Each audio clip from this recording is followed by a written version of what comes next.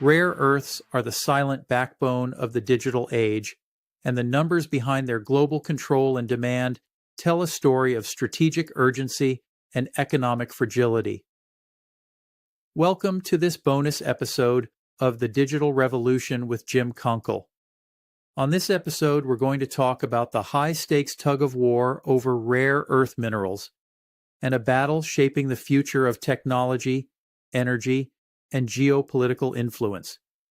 As of 2025, China controls nearly 90% of global rare earth refining capacity, including a near monopoly on heavy rare earth elements like dysprosium and terbium, which are essential for high-performance magnets used in electric vehicle motors, wind turbines, and defense systems.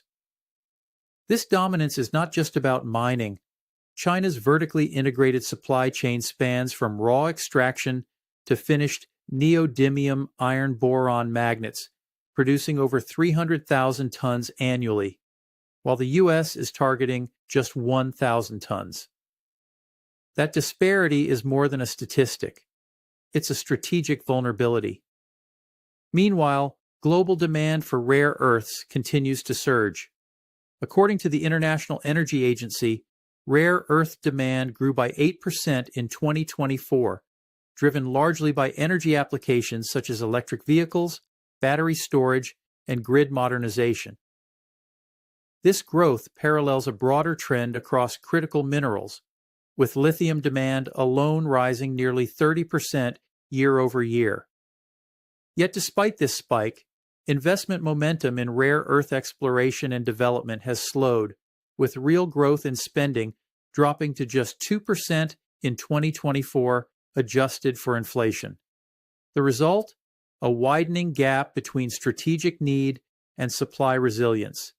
In this episode, we'll unpack how tariffs, trade policy, and global competition are reshaping the rare earth landscape and what it means for the digital revolution ahead. What are rare earths and why they matter?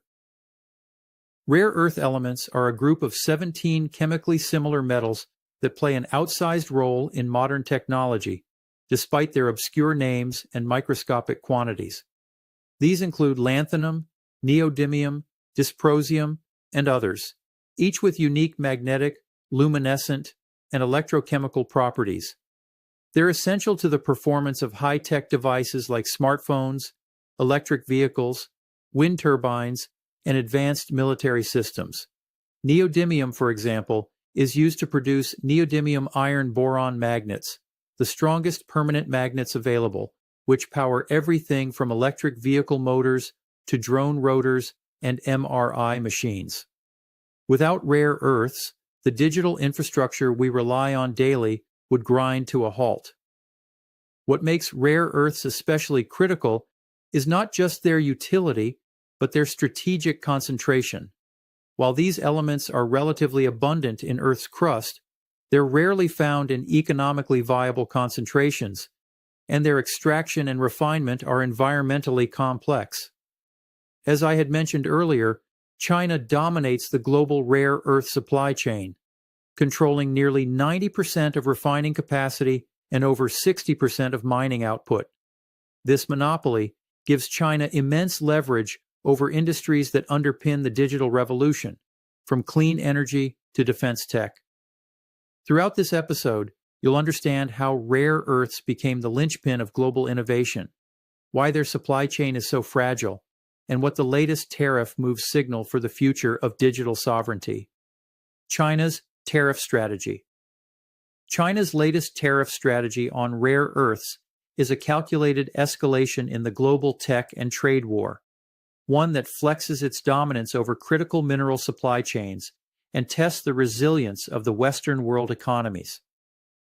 In October 2025, Beijing announced sweeping new restrictions on the export of rare earths, lithium batteries, and superhard materials, including controls on the overseas transfer of production technologies. These measures are not blanket bans, but rather a licensing regime that allows China to selectively approve exports based on national interest and intended use. The move was framed as a response to foreign misuse of Chinese-sourced materials for military applications, and as a lawful step to safeguard world peace and regional stability. But beneath the diplomatic language lies a strategic maneuver.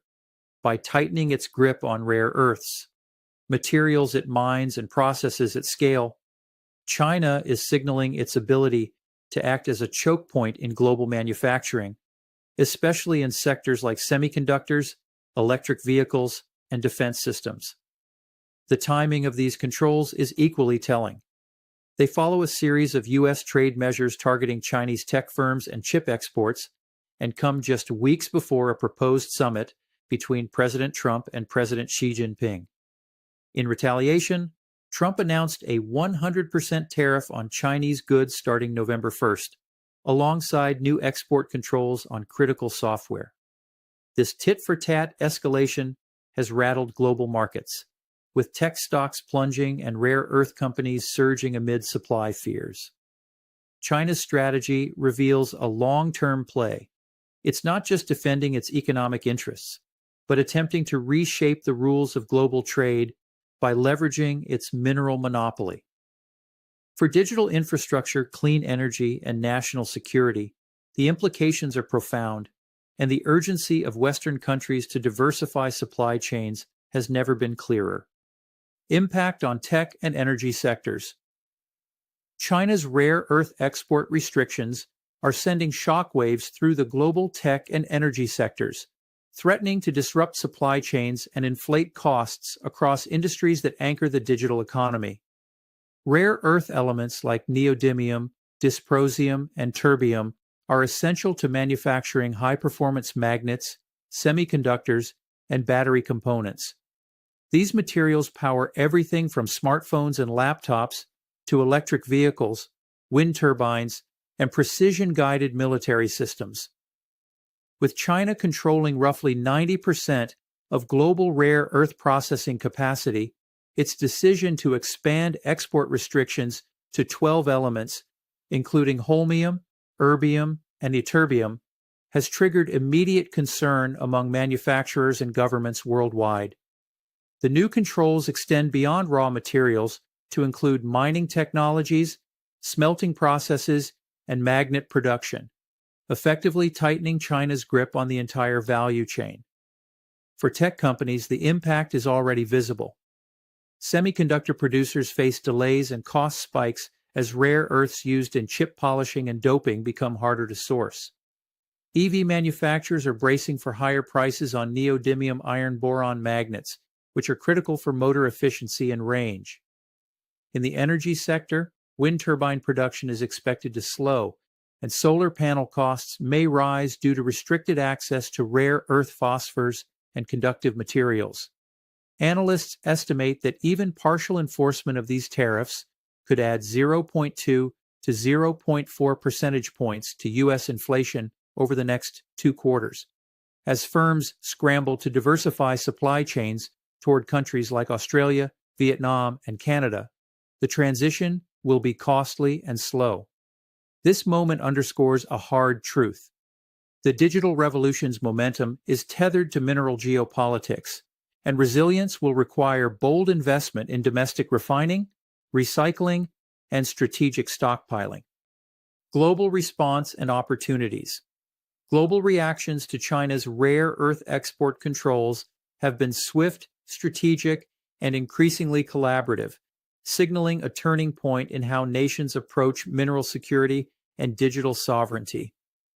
In response to Beijing's sweeping restrictions on rare earths and related technologies, the United States announced a 100% tariff on Chinese exports starting November 1st, alongside new export controls on critical software.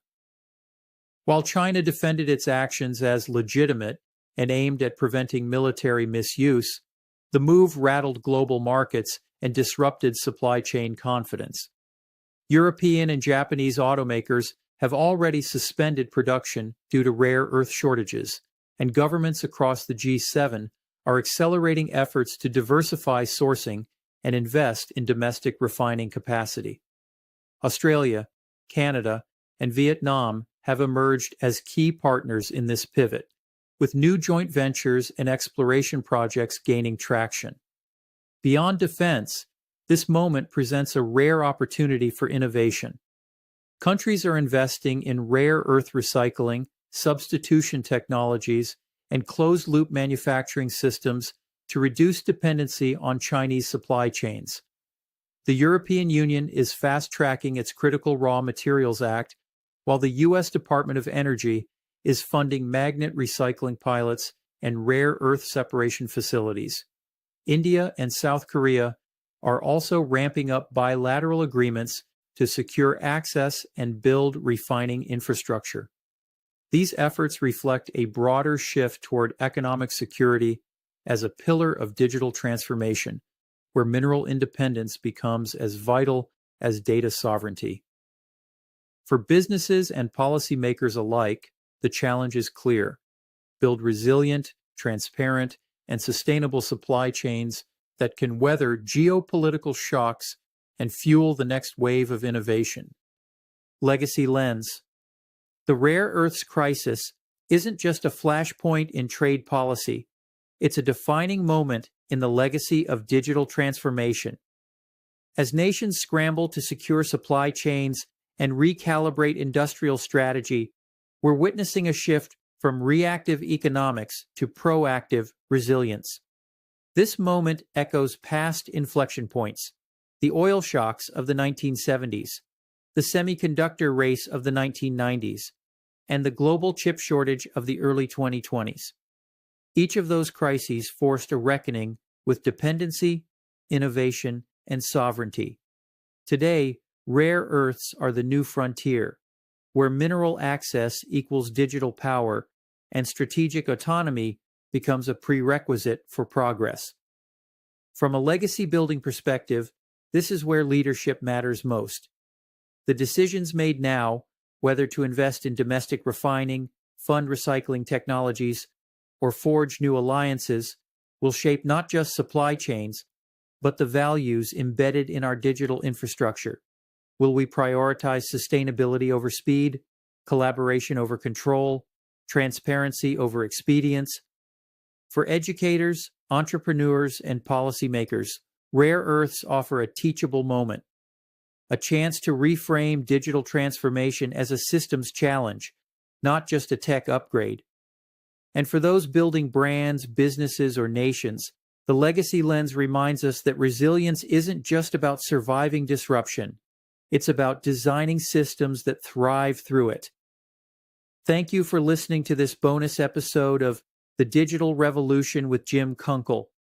I hope you enjoyed today's digital transformation topic and found this episode both insightful and thought-provoking. Your continued support means the world to us. It's what keeps this podcast thriving and evolving. Thank you for being part of the Digital Revolution community and for joining the series on this journey through the ever-changing world of digital innovation and revolution. Until next time, stay curious, stay inspired, and, as always, keep pushing the boundaries of what's possible.